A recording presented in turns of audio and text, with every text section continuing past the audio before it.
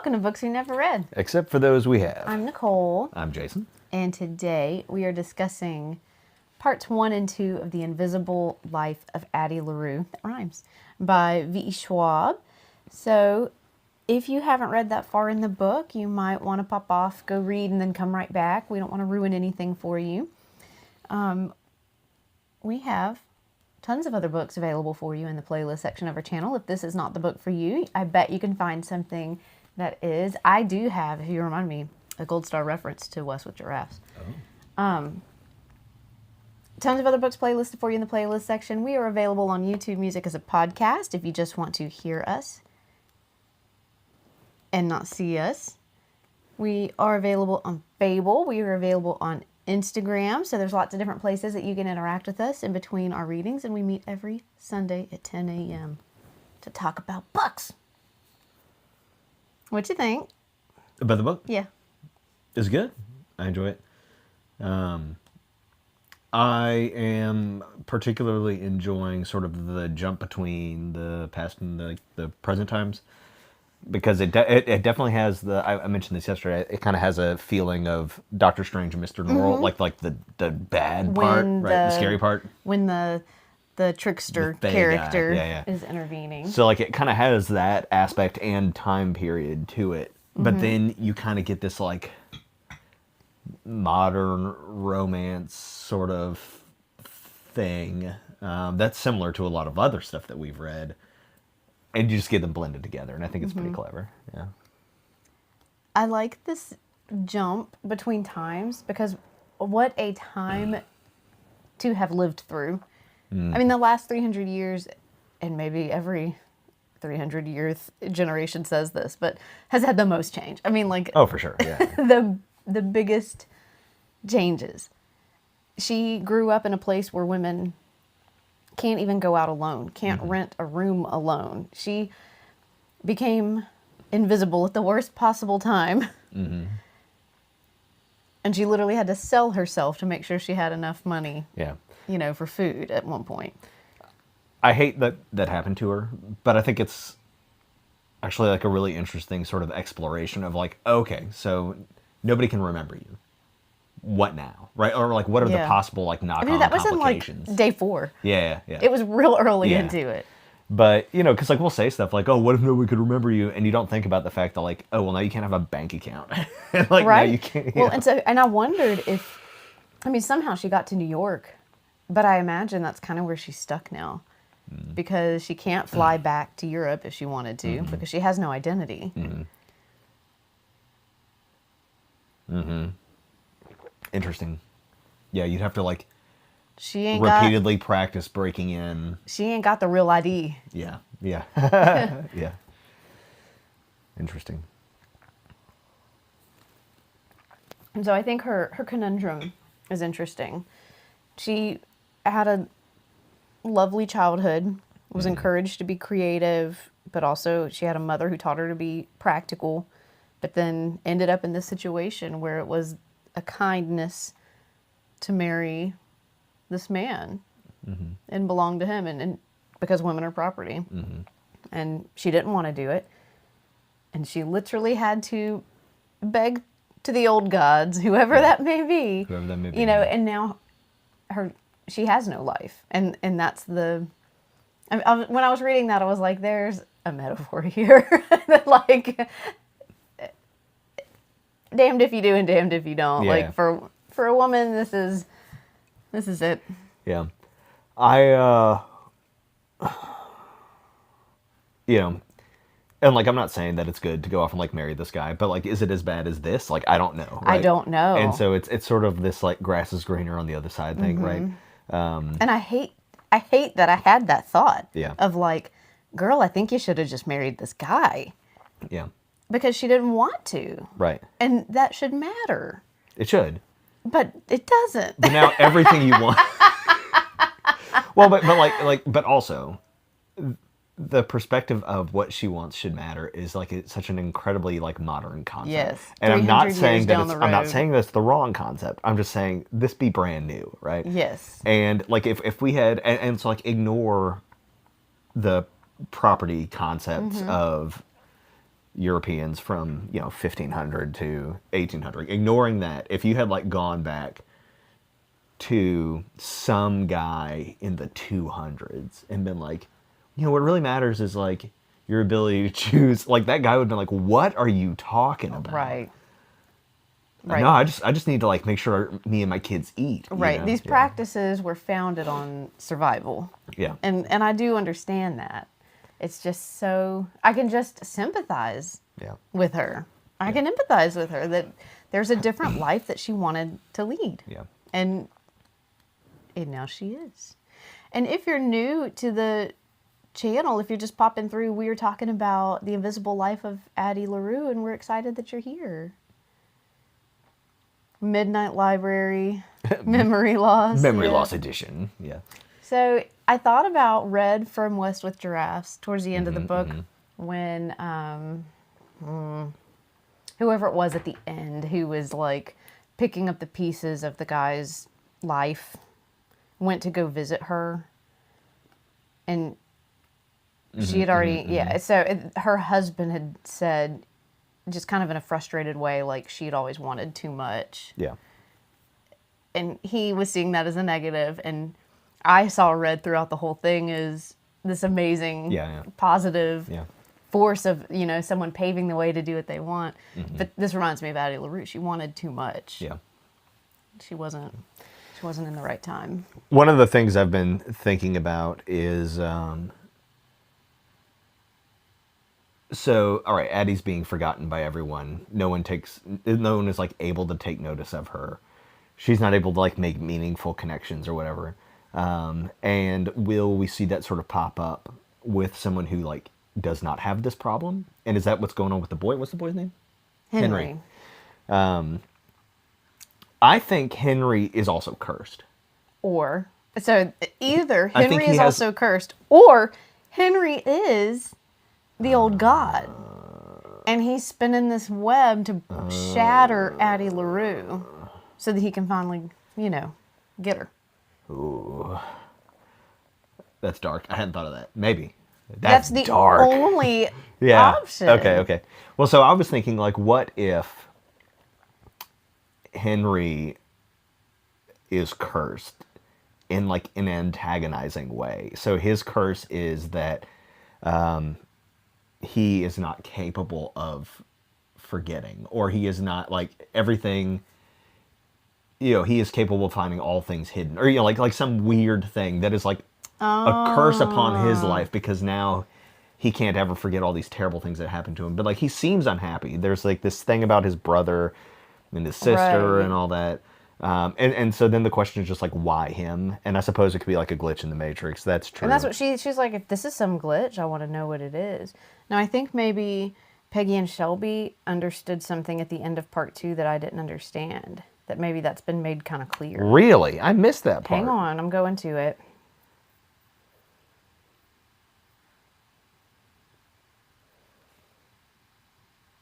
Okay, they're saying not confirmed yet. Henry Strauss walks home alone through the dark. Addie, he thinks, turning the name over in his mouth. Addie, who looked at him and saw a boy with dark hair, kind eyes, and open face. Nothing more and nothing else. A cold gust blows and he pulls his coat close and looks up at the starless sky and smiles. I read that as he was grateful to have found someone, who sees something kind in him, but that could be read as tee-hee-hee. Yeah. However, when he was in the play, his scars started bleeding or whatever. It made it sound like he's tried to unalive himself. Yeah. So maybe he's a cursed one as well. I just like what if this god is like running around cursing people? I'm not saying like he's cursed to like live forever. He could have like a totally different curse. Right. Different god, different curse. No. Maybe what if it's even the same god? But this god is like running around cursing people so much that like it's starting to get complicated. Well, and if the new gods didn't answer, maybe this old god's the only god.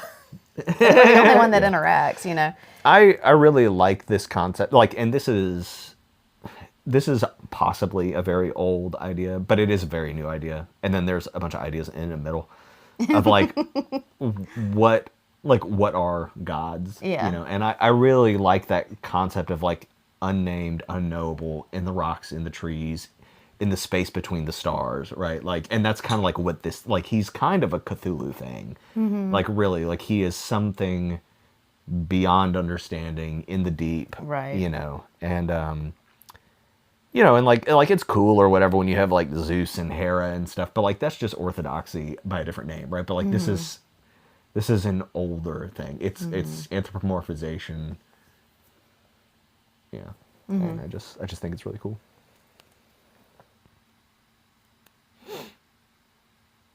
Oh, I had something else to say. Should hope so. Yeah, I lost it. Should hope so. We're 10 minutes in. Shucks.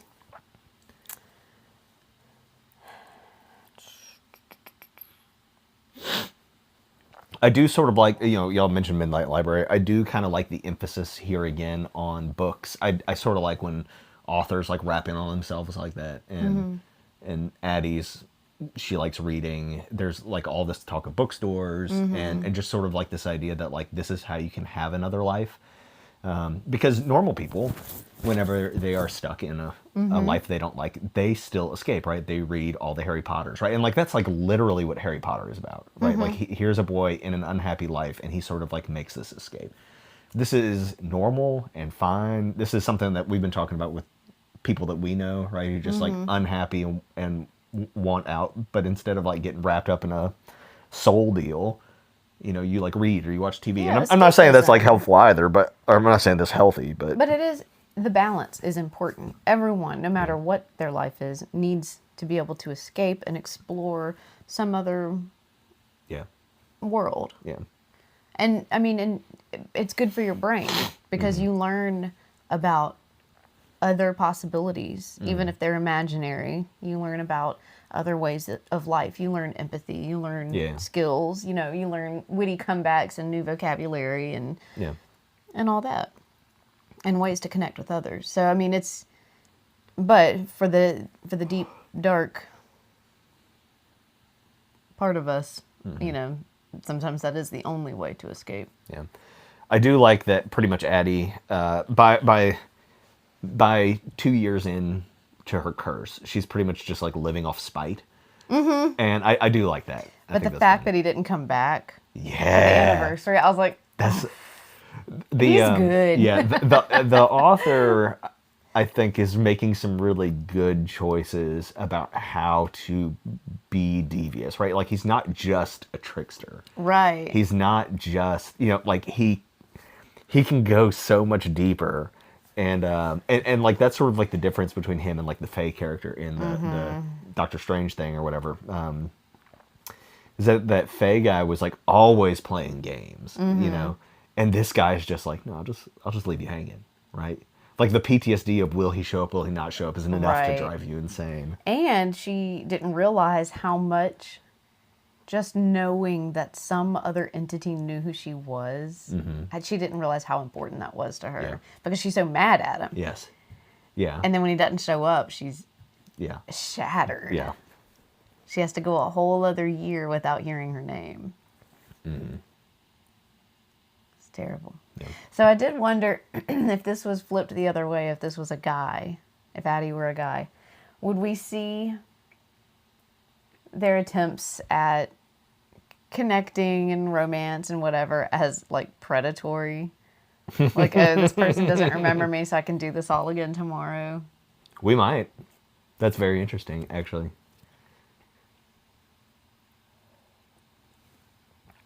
But I think it helps that even she sees it as predatory. Like, she tries to leave before they wake up to avoid creating that panic and chaos of, I don't remember last night. Yeah.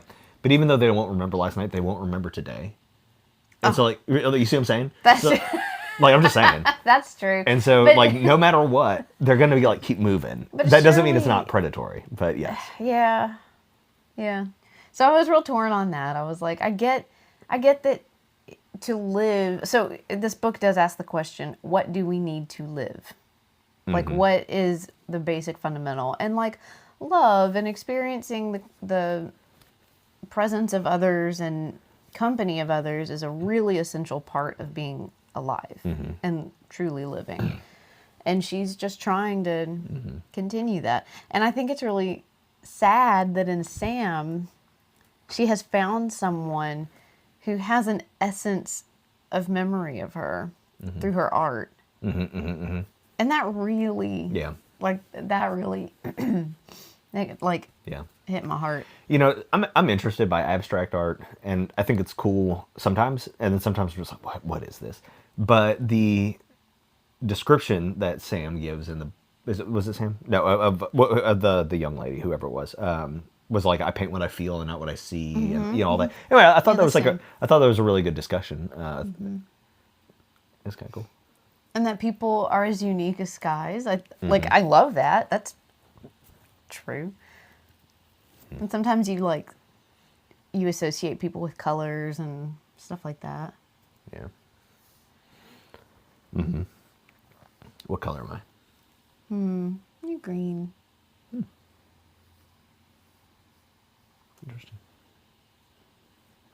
Interesting. Comforting, steady.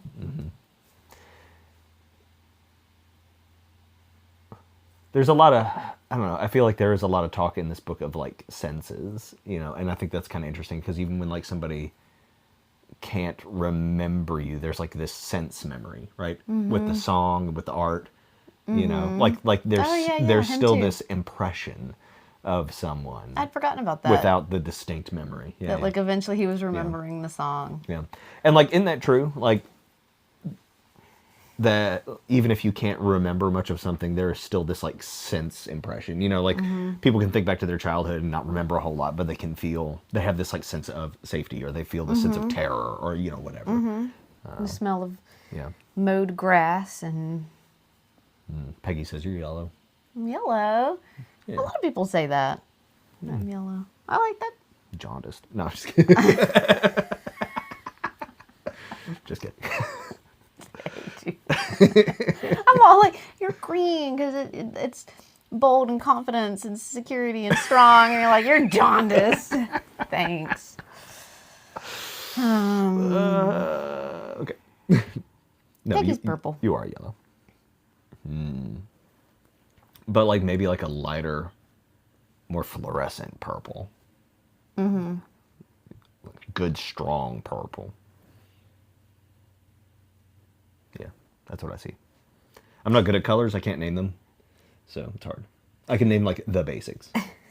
Like how every vehicle is Forerunner or not a Forerunner. Yeah. Okay, anyway, back to the book. There was a quote early on in the book, and Peggy had responded to it. It said, as if you couldn't like one place and want to see another. You're like, why would you want to leave? Why would you want to go explore? Don't you like living here? Well, yeah, but I'd like to see other things too. It made me think of Peggy.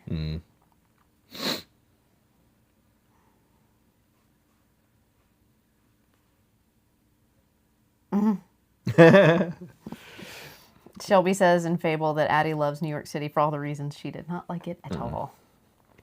Yeah. But like, what an easy place to be able to disappear without it being odd. So that's actually one of the things I was thinking about.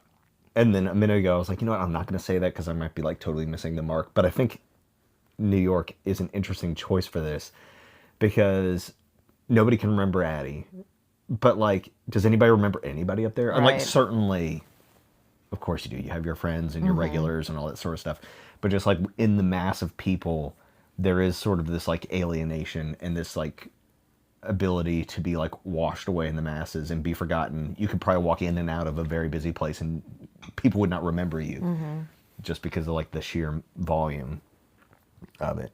You know? Oh, I forgot her actor friend.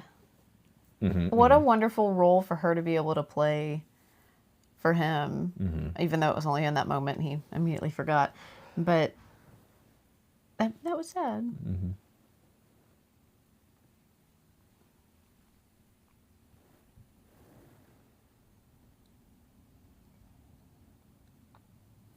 Yeah. She's drawn to the artists. Because she was an artist. That's true. And she can't draw anymore, correct? Because Well, she can't write. She Yes. can't. So that's actually, this is something that I think we're like kind of going to make some progress on.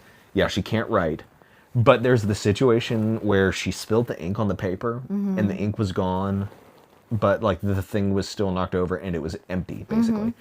And so I get to thinking, I really like the like medieval Japanese art style, like with ink and like negative space and like you put some ink, but it's about the paper that's there, not the ink itself. Anyway, I can't remember what it's called. It was in Three Body Problem. Yes, probably so. I don't remember that part. But I think like so she can leave these like sense impressions in people. And so at what point do you start figuring out how to bend the rules to like create art about yourself without writing, without a name, but it's in like the negative space, you know? At what point can you like knock a bunch of trash cans over and spell your name, right? Or like, you know, whatever, you know? Well, like she couldn't directly laudanum that guy, but if she gave someone an opioid so she could sleep in a bed that night. Oh, okay, yeah. But if she put it in something and then they poured it, Right. it would work. Right. Yeah. So I mean, I just think that's kind of interesting. How do we play around with that?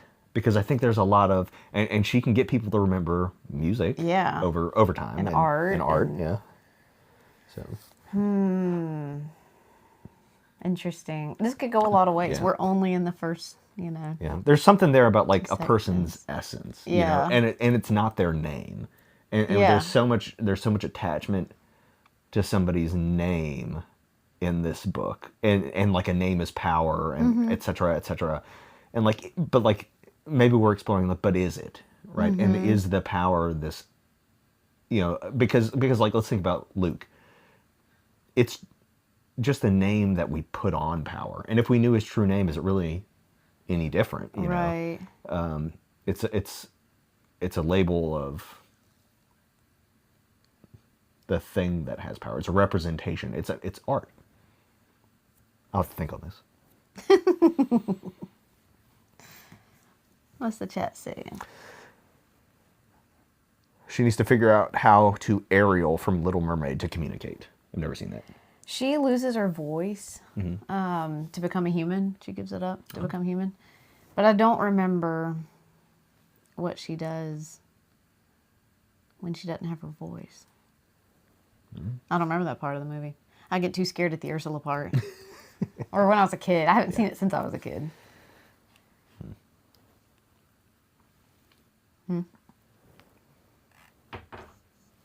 But yeah, that's... I mean, we've only been talking for a couple of minutes, but like, that's I feel like format. Yeah, this is pretty standard for us to have a short episode for the first reading. We're dipping into the world, and it's just our world, but with like different rules, right? And As far as we know. It could be real. This could be autobiography. yeah. She could learn how to write about herself. V.E. Schwab. What's your real name? Addie LaRue. Clever. Maybe that's the way around it. You pretend you're writing about Yes, somebody else. Very clever. Well, she can't write. Yeah, but if you pretend you're writing about somebody But you else. can't write. Ah. Shucks. Foiled. We should go to like one of our book signings and be like, "Are you okay?" Wink. If you need help from the old God. There was a comment when she had run to a church to try to have sanctuary for a night, and they locked the doors. And her friend Estelle was like, only the new gods lock their doors. Yeah. The whole How thing. interesting. Yeah. The whole like thing about churches because like they live out in like rural France or whatever. And she was like, you know, her idea is like God lives in Paris. I thought was very interesting. Like, and Because that's where the big churches yeah. are. Well, but like the whole point of like cathedrals and stuff is to be unnatural and weird and daunting, and like a literal symbol of power over because like, you know, now you go to Paris and you're like, oh, cool, Notre Dame, like that's cool, but there's all this other stuff. There wasn't nothing like that You know, like, is this out in the middle? Nothing. Yeah. You know, like the Lord's castle is the closest thing, you know. And both of those things are places where you're like, oh, we should probably do what they say. Because otherwise they might come and, like, burn our house down, you know, so.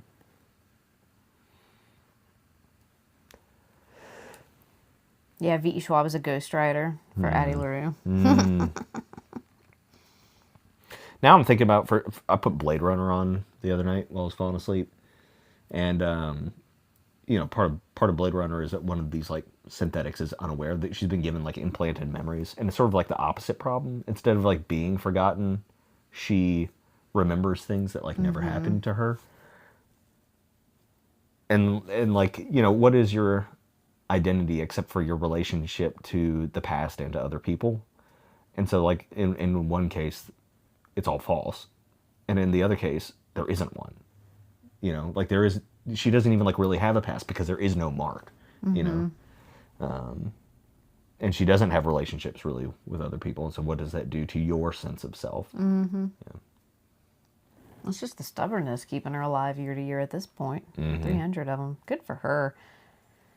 I might have had to have caved in that first year. It's too much. I changed my mind. I love that. Someone just living out of spite. Yeah. It also reminded me of a man called Ova. Like, instead of living out of spite, he was living out of one more thing to do. Yeah. You know? It's spite. A spite of a different kind. Yeah. It's a good time. I do feel like this book has, I'm really glad we chose this. Like, already out the gate, it's a easy read. It's simple, but, like, engaging, and the language is very good. I really like the way she writes. I did notice that too. Like, this is crafted. Yeah. You know, it's a well-crafted novel so far. It's kind of like a Neil Gaiman concept, but and like, his language is really good, but this language is different, and I'm liking that. Yeah. But I do agree, like, I see a lot of because it covers such a big time span, and because it covers, like, this, like, concept of self and all that, it pulls in a lot of the other books that we've read, I think, yeah.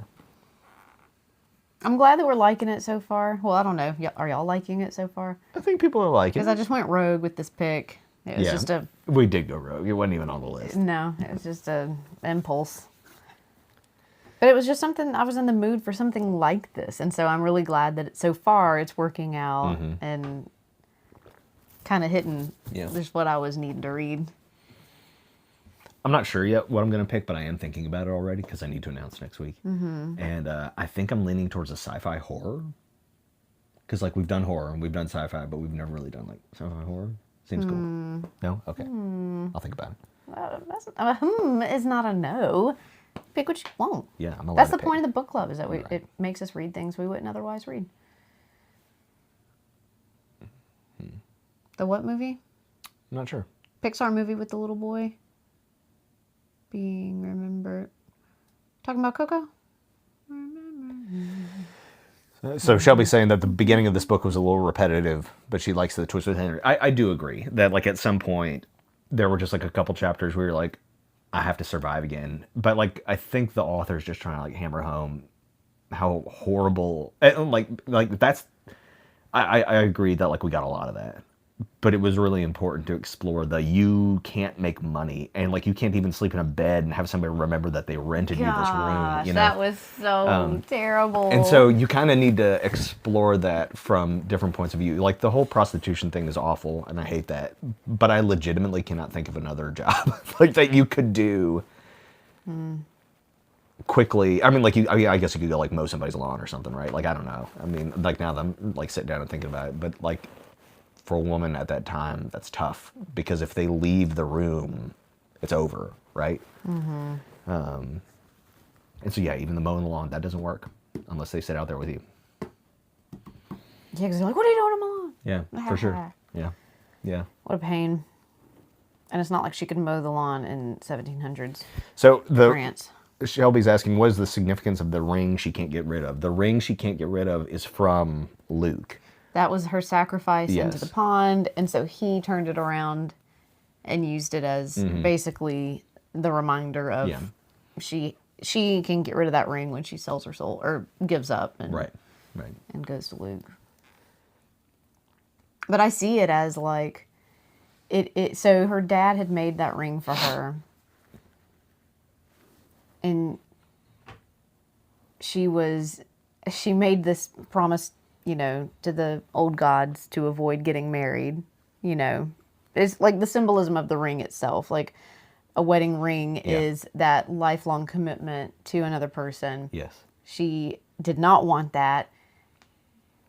That's what she got. Traded this ring, which she didn't want to get rid of, but Yeah. now this ring is the weight of this commitment to Right. the old god, Luke. Yeah. The ultimate divorce. I forgot about this. I just wanted to mention this little piece. I love that she's reading the Odyssey right now. I love the Odyssey. I read it one summer during summer school. Like the kids were doing their work and I was just reading the Odyssey. And it was a great translation that was very entertaining and a lot of fun. And much like this book, it has a lot of repetition. Like after a while, you're like, we've been here and I get it and whatever. But there's a lot of really great themes in the Odyssey. And that's what she's focusing on. Like, so she's reading the book for a minute and she's like, you know what? I don't really need to be reading about someone who can't get home right now. Right. This is not good. Yeah. But I don't know. I like that. I like having this like other little novel as a reference point throughout the book. It's fun. And I'm really looking forward. There's an Odyssey movie coming out, like yeah. a new version of it. And Christopher Nolan. It's gonna be bizarre, but I'm excited who's for it. that? He made all the Batman movies, Oh, like Dark Knight and all that. Oh. And like, so the armor style is the same as like Batman's armor. It's very strange. I don't like those. They're too Well, dark. sure, but that's like the point of that. We should actually do like a whole episode just talking about like the 3 Christopher Nolan Batman movies, because it's actually really interesting to think about like what's going on there. But we should just start like our extra little side hustle on movies and TV shows. We'd actually have to finish watching them, which I cannot. Yeah, that's fair. It takes me a whole week to watch one But episode. whatever. or No, like it something. doesn't matter. We don't have to do it live. We just like put up a thing talking about it.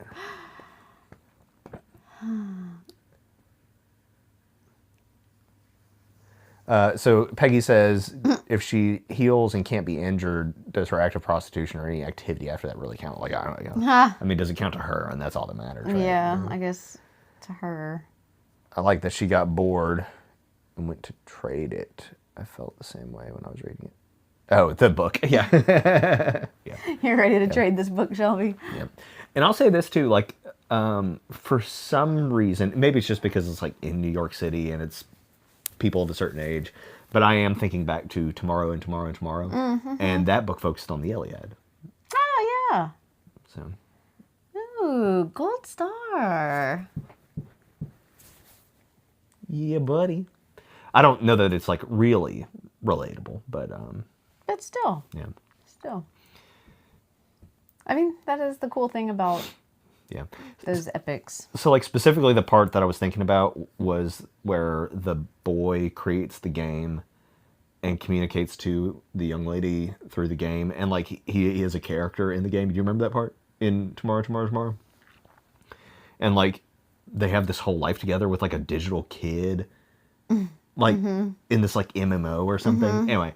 But kind of what I was thinking about was, like, you know, it's his essence that is still there in this art, in this game.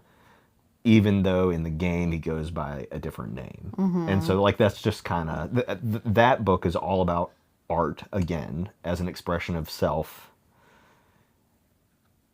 And that's just kind of where I'm at with it. I don't really have any defined thoughts, I suppose.